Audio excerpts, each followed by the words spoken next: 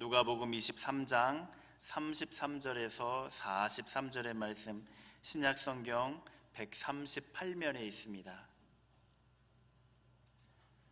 제가 봉독하겠습니다. 해골이라는 곳에 이르러 거기서 예수를 십자가에 못 박고 두 행악자도 그렇게 하니 하나는 우편에 하나는 좌편에 있더라. 이에 예수께서 이르시되 아버지, 저들을 사하여 주옵소서. 자기들이 하는 것을 알지 못함이니이다 하시더라. 그들이 그의 옷을 나눠 제비 뽑을세. 백성은 서서 구경하는데 관리들은 비웃어 이르되 저가 남을 구원하였으니 만일 하나님이 택하신 자 그리스도이면 자신도 구원할지어다 하고, 군인들도 희롱하면서 나와 신포도주를 주며 이르되 내가 만일 유대인의 왕이면 내가 너를 구원하라 하더라. 그 위에 있는 유대인의 왕이라 쓴 패가 있더라. 달린 행악자 중 하나는 비방하여 이르되 내가 그리스도가 아니냐, 너와 우리를 구원하라 하되, 하나는 그 사람을 꾸짖어 이르되 내가 동일한 정죄를 받고서도 하나님을 두려워하지 아니하느냐. 우리는 우리가 행한 일에 상당한 보응을 받는 것이니 이에 당연하거니와 이 사람이 행한 것은 옳지 않은 것이 없느니라 하고 이르되 예수여, 당신의 나라에 임하실 때에 나를 기억하소서 하니, 예수께서 이르시되 내가 진실로 내게 이르노니 오늘 내가 나와 함께 낙원에 있으리라 하시니라. 아멘. 나를 기억하소서라는 제목으로 하나님의 말씀을 전해주시겠습니다. 하나님의 은총이 가득한 복된 줄 되시기를 예수님의 이름으로 축복합니다. 교회력으로서 오늘이 1년의 마지막 주일입니다. 달래기는 우리가 12월이 마지막 달이지만은 교회력으로는 오늘이 1년의 마지막 주일, 왕이신 그리스도의 주일, 그렇게 명칭은 되어 있습니다. 교회력의 1년을 마무리하는 시점에서 오늘 본문은 참 가장 적당한 본문 중에 하나가 아닌가 생각되어집니다. 오늘 본문이 누가복음인데, 누가복음에는 이 마태, 마가 복음에 없는 내용들이 참 많이 들어 있습니다. 오늘 본문의 내용도 누가복음에만 있는 그런 내용입니다. 이 누가복음 초반부에 그 나이든 시므온이 성전에서 아기 예수를 둔 어머니 마리아와 만나는 장면을 기록하고 있습니다. 그가 그 마리아를 보고 했던 말이 이렇습니다. 그 아이는 비방을 받는 표적이 될 것이다. 누가복음 2장 34절, 35절, 그 아이로 인하여 칼이 너의 마음을 찌를 것이다. 이 두 가지 예언을 하게 됩니다. 그로부터 30년이 지나서 이 아이가 어른이 되어 제자들을 가르칠 때에 언제나 십자가가 그 곁에 있었습니다. 인자가 많은 고난을 받고 장로들과 대제사장들과 서기관들에게 버림받아 죽임을 당하고 제3일에 다시 살아나야 하리라. 높은 산에 올라가서 눈보다 더 있게 변형되었을 때, 영광 중에 변형되었을 때 따라갔던 3명의 제자가 깜짝 놀랐습니다. 그들이 다 들을 수 있는 거리에서 모세와 엘리야와 함께 장차 자신이 예루살렘에서 별세할 것에 대해서 이야기를 하셨습니다. 이 누가복음 후반부가 시작이 되는 그 부분에서는 예루살렘을 향하여 올라가기로 굳게 결심을 합니다. 십자가행을 가겠다고 결심을 한 것입니다. 나에게는 받을 세례가 있다, 그렇게 제자들에게 말씀하셨습니다. 이렇게 예수님은 자신이 의도적으로 지금 십자가의 길을 걸어가고 있다는 것을 때마다 시마다 제자들에게 알려주었고, 이 성경을 통하여 우리들에게 알려주었습니다. 이 십자가가 예수님의 모든 시야를 지배했습니다.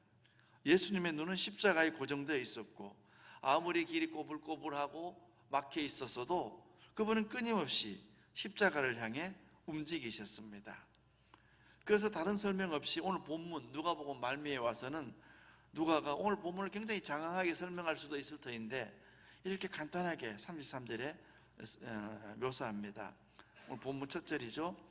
해골이라 하는 곳에 이르러 거기서 예수를 십자가에 못 박고, 이렇게 아주 짧고 간명하게 조용하게 진술을 합니다. 해골은 여러분들이 잘 아시다시피 이 골고다라는 곳입니다.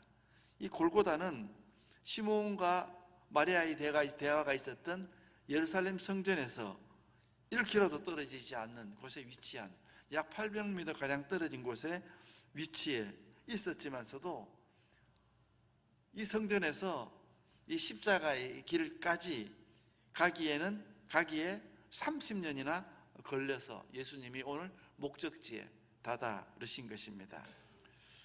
그렇게 십자가는 예수님의 모든 삶을 지배하고 있었습니다. 마찬가지로 우리 중 누구라도 십자가가 우리의 믿음을 지배하지 않는다면은, 우리의 시야를 지배하지 않는다면은 우리는 복음의 그리스도를 조금이라도 이해했다고 생각할 수 없습니다. 예수님께서는 이 해골이라는 곳에, 골고다라는 곳에 이르러 유대인의 왕이라는 제목으로 처형당했습니다. 십자가에 매달려 죽임을 당했습니다. 이 십자가는 이 누가복음의 중심이 되고 누가 신학의 중심이 되고 이 골고다라는 곳에 있어서의 누가의 묘사의 중심이 될 뿐 아니라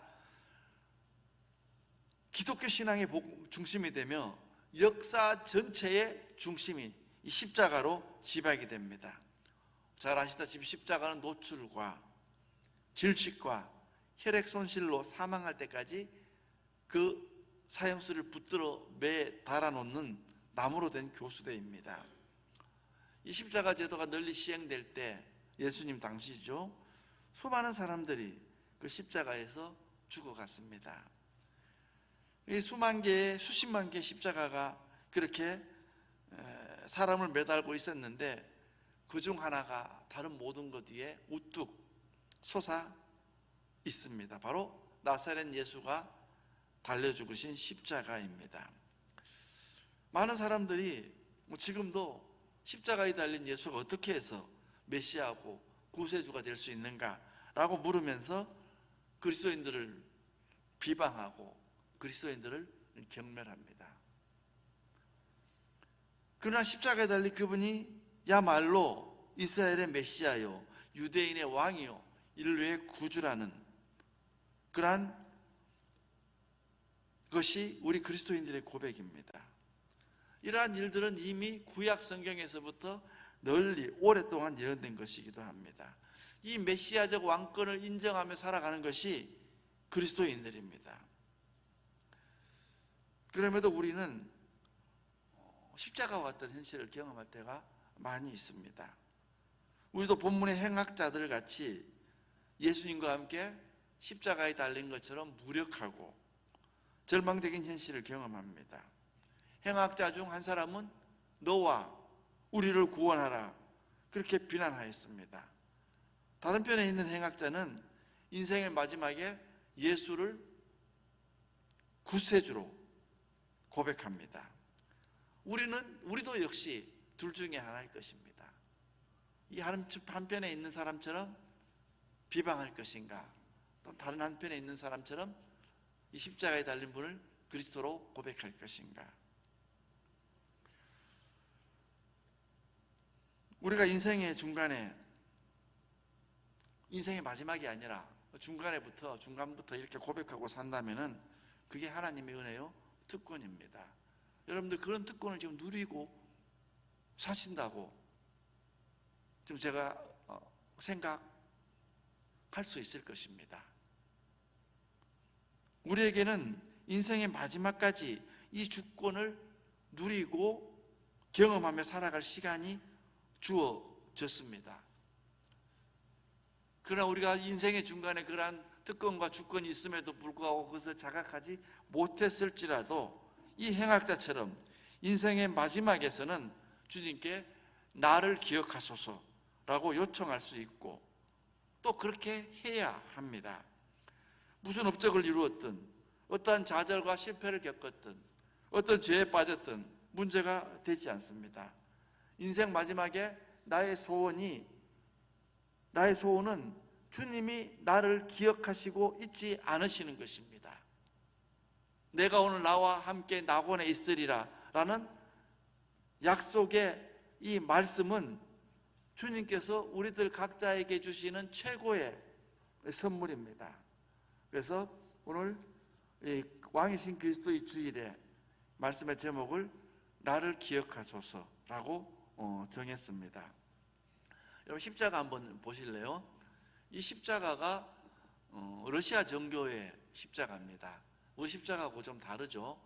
십자가 모양을 인터넷에서 찾아보면은 러시아 정교의 십자가는 다 이렇게 되어 있습니다. 이 십자가는 여러분 보시다시피 가로목이 3개 있습니다. 제일 위에는 예수님의 죄명이 쓰여 있습니다. 그 죄는 유대인의 왕이라는 제명이죠. 그 두 번째 이 가로목은 예수님께서 십자가에 달리신 그러한 가로목입니다. 가장 아래에 있는 이 가로목은 비스듬하게 이렇게 설치되어 있는데 그 예수님 측에서 보면은 오른편은 올라가 있고 왼편은 내려가 있습니다. 그러니까 이 가로목은 예수님의 오른편에 매달린 행악자는 구원을 받고 왼편에 매달린 행악자는 구원을 받지 못했다는 것을 시각적으로 보여주는 것입니다. 그러니까 기독교 구원이 어떻게 이루어지는가를 정말 짤막하게 시각적으로 훌륭하게 표현한 그러한 십자가입니다. 십자가 제패에는 유대인의 왕 그렇게 쓰여 있었습니다. 그것은 사복음서 모두에 기록이 되어 있는 그런 내용입니다. 요한복음 이 제패가 히브리어, 그리스어, 라틴어로 쓰여 있다고 알려줍니다. 그러니까 그 당시에 그 주변에 있는 모든 사람들이 글을 읽을 줄 아는 사람은 그게 유대인의 왕이라고 쓰여졌다는 것을 알 수가 있다는 것입니다. 이 제패는 제수들의 목에 걸거나 아니면은 그 제수의 시종이 앞에서 운반했습니다. 처형하는 자들은 물론 조롱과 경멸의 의미로 예수를 유대인의 왕이라 불렀을 것입니다. 그러나 하나님께서는 이 조롱의 제패를 통해서 십자가에 달린 바로 이 자가 온 세상의 구세주라고 선포하고 계신 것입니다. 참 아이러니죠. 사람들은 조롱의 의미로, 놀리는 의미로 유대인의 왕이라고 썼는데 우리 놀리려고 써놨던 이 제패를 하나님께서는 이것이 세상의 진리라고 세상에 선포하고 있는 것입니다.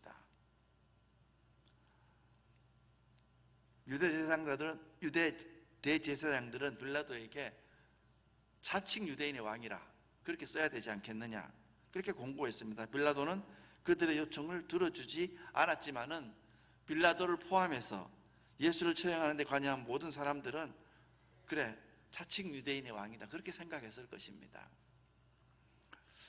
정치적이고 군사적인 메시아를 기다리던 사람들에게는 십자가에 달려 처형당하는 예수가 메시아일 수가 없습니다.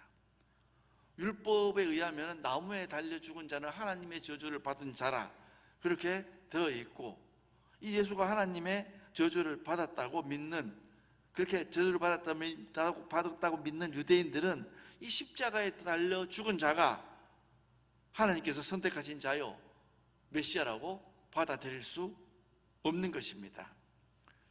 예수님의 정치적인 역량과 그의 죽음으로 인한 소요를 걱정한 로마 군인들은 이 예수를 십자가에서 처형함으로 모든 잡음을 잠재울 수 있다고 생각했습니다.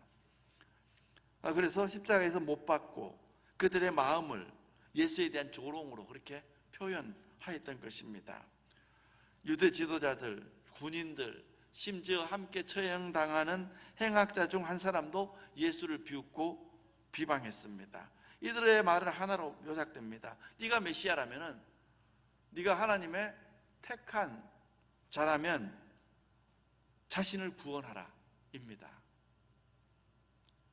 우리는 그러나 알고 있습니다. 고난과 십자가와 죽음이 예수님의 메시아성과 예수님의 왕권과 상반되지 않는다는 것을 알고 있습니다.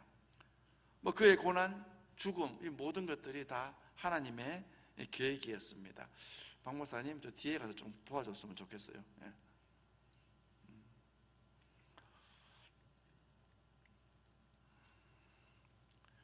성경의 예언자들은 이미 그리스도의 고난과 죽음에 대해 또한 부활과 승천에 대해서 예언하였습니다. 그렇지만 십자가에 달린 예수님을 보면서 저분이 메시아다, 왕이다 라고 고백하기란 참으로 힘든 일일 것입니다. 예수님은 말씀의 권위로 가르쳤고 이적과 능력을 행하셨고 이스라엘을 풀려나게 할 뿐이라는 희망, 풀려나게 하실 분이라는 희망을 주었습니다. 그러나 십자가의 죽음이 이 모든 것을 무너뜨렸습니다. 제자들은 모두 실망하여 엠마오를 향하던 두 제자들처럼 예루살렘을 떠나고 있었습니다. 성경에는 두 사람이 소개되고 있지만 수많은 사람들이 그렇게 예루살렘을 떠났을 것입니다. 우리도 어떤 때는 예수님께서 십자가에 달린 듯한 현실을 경험합니다. 우리에게 아무 일도 일어나지 않습니다.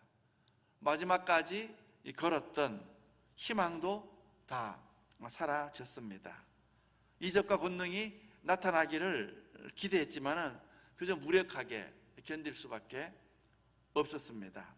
엠마오로 가는 제자들처럼 우리도 십자가를 경험하고 아무 응답도 일어나지 않는 현실에서 좌절하고 실망하고 지켜야 할 자리를 떠나려는 마음을 가질 수 있습니다. 행악자들은 예수님과 함께 십자가에 달렸습니다. 십자가의 현실을 경험한다면 우리는 이 행악자들처럼 예수와 함께 내가 지금 십자가에 매달려 있다고 그렇게 가정할 수가 있습니다. 이 현실에서 우리는 어떻게 해야 할까? 한 행악자는 그리스도라면은 너와 우리를 구원하라 외쳤습니다. 우리도 가끔 절망 속에서 그런 식의 외침을 바랍니다. 누가는 십자가에 달린 예수님에 대한 조롱과 비난을 묘사한 후에 놀랍게도 행악자 중 한 사람의 고백과 요청을 소개합니다.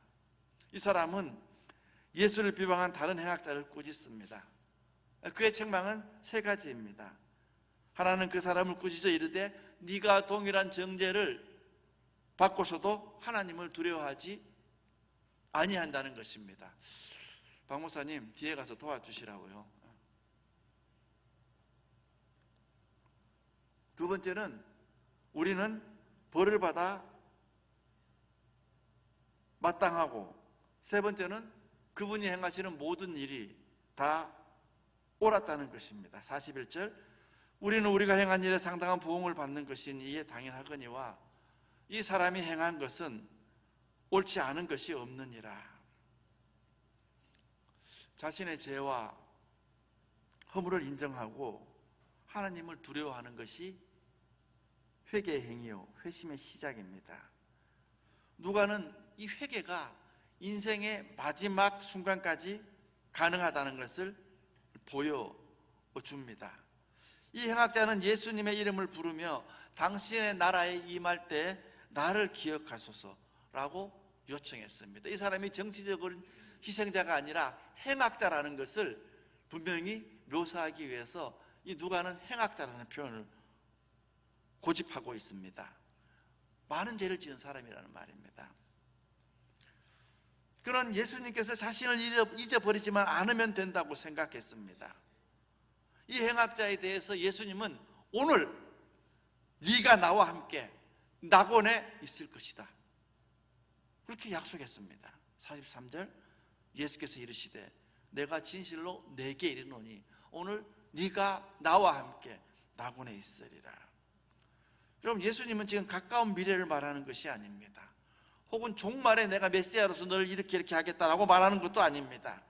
자신의 메시아적 권위가 오늘 지금 이 자리에서 실현되고 있다는 것을 말씀하는 것입니다. 메시아 즉위의 오늘은 이미 나사렛 회당에서 고향 사람들에게 선포되었습니다. 그가 고향 회당에 들어가서 이사야서의 말씀을 읽었습니다. 그게 누가복음 4장 18절 19절로 누가복음에 약간 변형된 형태로 우리에게 소개되고 있습니다. 그 내용은 이렇습니다. 주의 성령이 내게 임하셨으니 이는 가난한 자에게 복음을 전하게 하시려고 내게 기름을 부으시고 나를 보내사 포로된 자에게 자유를, 눈먼 자에게 다시 보게 함을 선포하며 눌린 자를 자유롭게 하고 주의 은혜의 해를 전파하게 하려 하심이라. 이 말씀을 읽으신 후에 무엇이라고 말씀하셨냐면은 이 글이 오늘 너희 귀에 응하였느니라 라고 말씀하셨습니다. 십자가에 달린 행악자에게 이 오늘은 네가 오늘 낙원에 있을 것이라는 약속으로 도달됩니다. 그렇죠? 예수님과 함께 십자가의 고통을 겪으며 무력한 현실에 있던 그와 우리가 메시아 예수께 드릴 간구의 내용은 이것입니다. 나를 기억하소서. 제가 늘상 드리는 말씀이지만서도 우리들 중에 거의 대부분은 우리가 죽을 때 내가 죽는지 안 죽는지도 모르고 이렇게 죽음의 강을 건너게 되어 있습니다. 대부분의 사람들이 그렇습니다. 마지막 유언을 마치고 숨을 거두고 이렇지 않습니다. 여러분 현실 잘 아시잖아요. 여러분이 평소에 믿음 위에 서 있지 아니하면은 그런 상태에서 종말을 맞이합니다. 내가 죽는지도 모르고 죽는다니까요.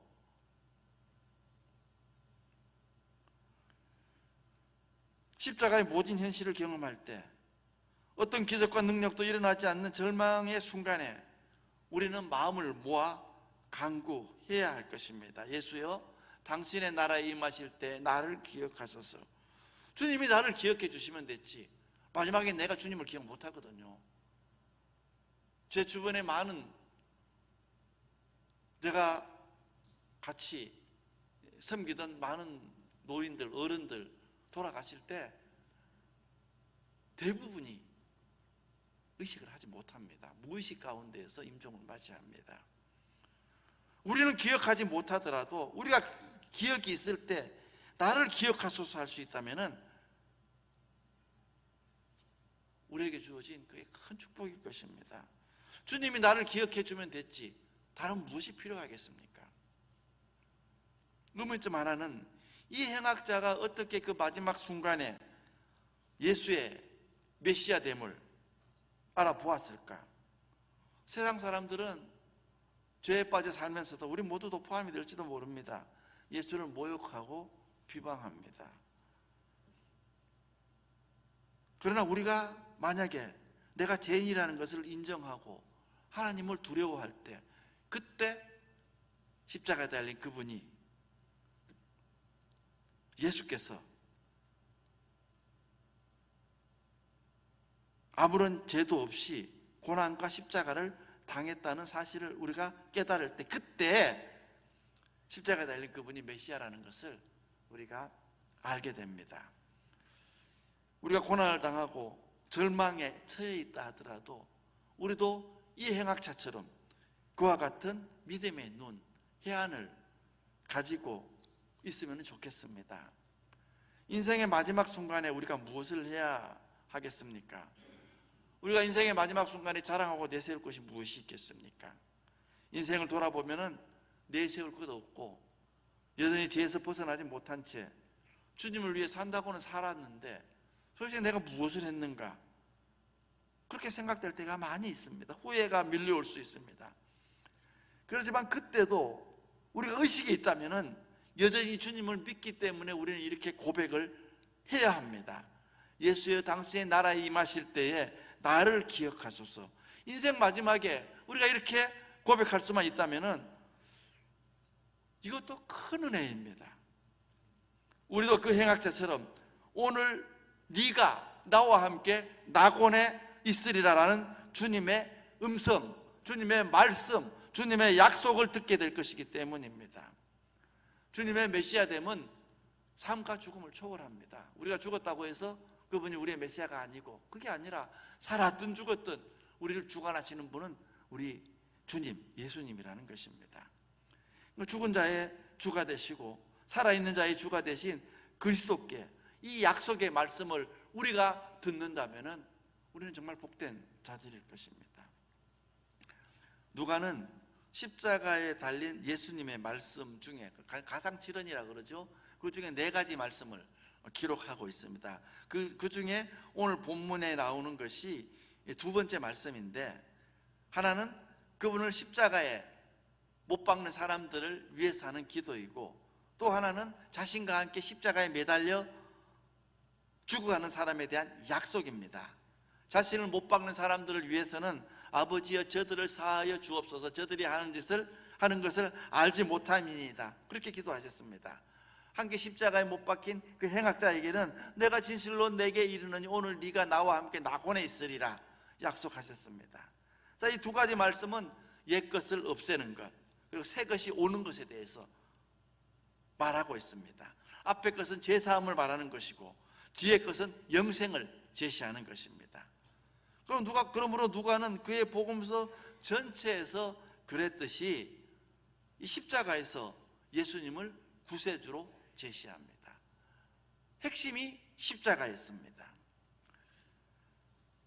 그런데 만일 저와 여러분이 예수님이 죄와 형벌을 받는 것을 우리의 눈으로 보게 된다면은, 그럼에도 불구하고 그분 안에 아무런 죄도 없다고 확신한다면, 그리고 그분이 나에게 죄로부터 구원을 약속하시는 것을 듣게 된다면은, 그때 그분을 십자가에 못 박은 것은 내 죄라는 것을 특별하게 아주 깊게 생각해 보지 않아도 알 수 있을 것입니다. 죄의 결과는 나로부터 그분에게 전환되었습니다. 이게 누가의 십자가 신학입니다. 베드로가 말했듯이 친히 나무에 달려 그 몸으로 우리 죄를 담당하셨으니, 바울이 말했던 것처럼 죄를 알지도 못하시는 이를 우리를 대신하여 죄로 삼으신 것입니다. 우리는 십자가에서 성자 예수님이 성부 하나님께 드리는 기도 소리를 듣게 됩니다. 그것은 응답되지 않을 수 없는 기도입니다. 아버지, 저들을 사하여 주옵소서, 저들과 구원 사이에 있는 그들의 모든 죄를 사하여 주옵소서. 그리고 바로 그 십자가에서 우리는 구세주의 약속을 듣습니다. 오늘 네가 나와 함께 낙원에 있으리라. 이런 구세주의 약속을 듣는, 이런 구세주의 음성을 듣는, 이런 구세주의 말씀을 선물 받는 저와 여러분 되시기를 예수님의 이름으로 축복합니다. 기도하겠습니다.